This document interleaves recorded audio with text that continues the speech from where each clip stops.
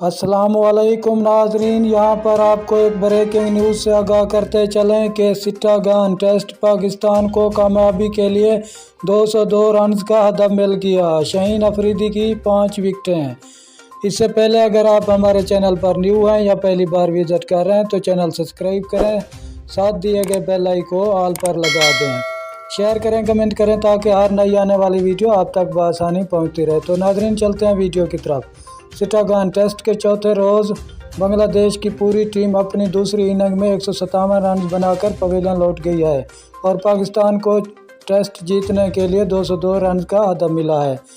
چٹاگانگ کے ظہور Ahmad Chaudhry cricket stadium میں کھیلے جا رہے میچ میں بنگلہ دیش کی دوسری اننگ میں بیٹنگ جاری ہے اور میزبان ٹیم نے 6 وکٹوں کے نقصان پر 115 رنز بنا لیے ہیں۔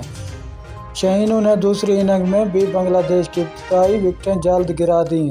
کھیل کے چوتھے روز بنگلہ دیش نے اپنی دوسری اننگ کا آغاز 39 رنز 4 کھلاڑی آؤٹ سے کیا، لیکن حسن علی نے بنگلہ دیش کے تجربہ کار بلے باز مشفق رحیم کو 16 رنز پر پویلین کلین بولڈ کر دیا۔ شکریہ ناظرین ہماری ویڈیو دیکھنے کا۔